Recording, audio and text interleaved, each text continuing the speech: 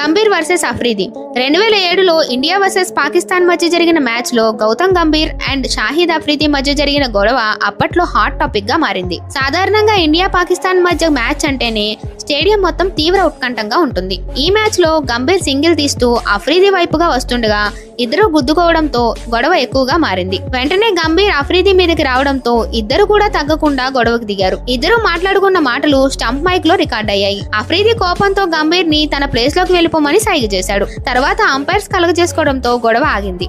Sreesanth versus Andrew Nel. Sreesanth Indian team లో ముఖ్యంగా Indian bowling unit లో మోస్ట్ అగ్రెసివ్ ప్లేయర్. 2006లో సఫారీ టీమ్ తో టెస్ట్ మ్యాచ్ లోని సెకండ్ ఇన్నింగ్స్ లో బ్యాటింగ్ కి వచ్చిన శ్రీశాంత్ పై ఆండ్రూ నెల్ స్లెడ్జింగ్ కి దిగాడు. నా బౌలింగ్ ని ఆడాలంటే నువ్వు సరిపోవు అని చాలా బ్యాడ్ కామెంట్స్ చేశాడు. బాగా అగ్రెషన్ లో ఉన్న శ్రీశాంత్ నెక్స్ట్ బాల్ ని స్ట్రైట్ సిక్సర్ కొట్టిన వెంటనే ఆండ్రూ నెల్ వైపు చూసి పక్కకి పొమ్మని సిగ్నల్ ఇస్తాడు. శ్రీశాంత్ షాట్ ఆడిన వెంటనే బ్యాట్ తిప్పి సెలబ్రేట్ చేసుకున్న విధానం అయితే వేరే లెవెల్ అని చెప్పాలి.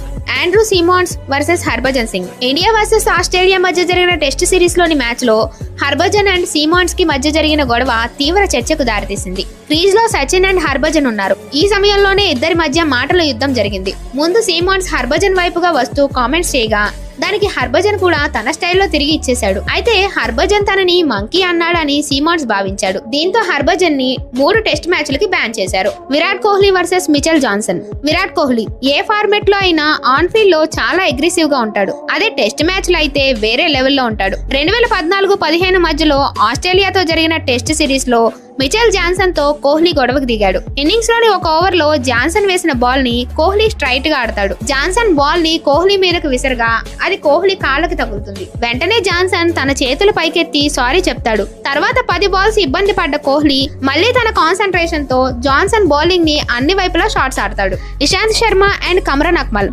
2012లో ఇండియా వర్సెస్ పాకిస్తాన్ మధ్య జరిగిన T20 మ్యాచ్ లో ఇషాంత్ శర్మ అండ్ కమ్రాన్ అక్మల్ కి మధ్య పెద్ద గొడవే జరిగింది. బాల్ డెలివరీ చేశాక ఫాలో త్రూ లో పిచ్ మధ్య వరకు వచ్చాడు. అయితే రన్ తీయడానికి వస్తున్న కమ్రాన్ అక్మల్ కూడా అటువైపు రావడంతో ఇద్దరు దాదాపు ఢీ కొట్టుకునేవాళ్ళు. వెంటనే ఇద్దరు కూడా గొడవకి దిగడంతో అంపైర్స్ వచ్చి గొడవ ఆపారు. హర్భజన్ సింగ్ అండ్ షోయబ్ అఖ్తర్.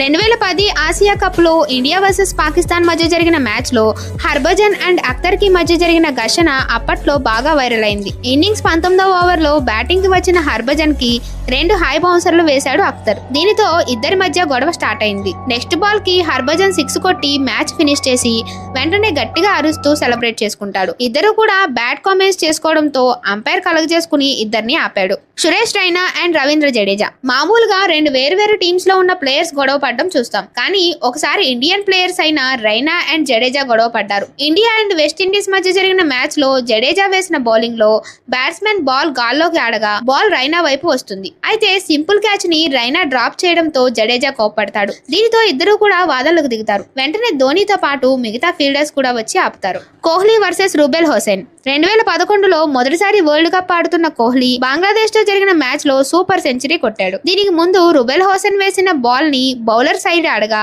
బాల్ ని కలెక్ట్ చేసిన రూబెల్ కోహ్లీ మీదకు విసిరాడు. వెంటనే కోహ్లీ కోపంతో సీరియస్ కామెంట్స్ చేశాడు. 2008 అండర్-19 వరల్డ్ కప్ నుండి ఇద్దరికి గొడవ నడుస్తుంది. ఈ మ్యాచ్ లో అది ఎక్కువైంది. సిచ్యువేషన్ చూసిన అంపైర్స్ ఇద్దరిని ఆపారు. ఈ మ్యాచ్ లో కోహ్లీ కొట్టిన మ్యాచ్ విన్నింగ్ సెంచరీతో ఇండియా గెలిచింది.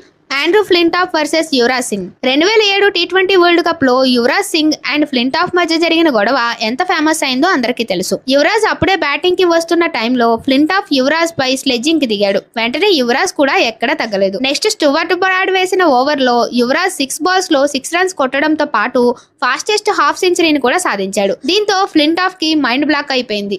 కాకపోతే ఫ్లింటాఫ్ చేసిన తప్పుకి ఇక్కడ బ్రాడ్ బలైపోయాడు.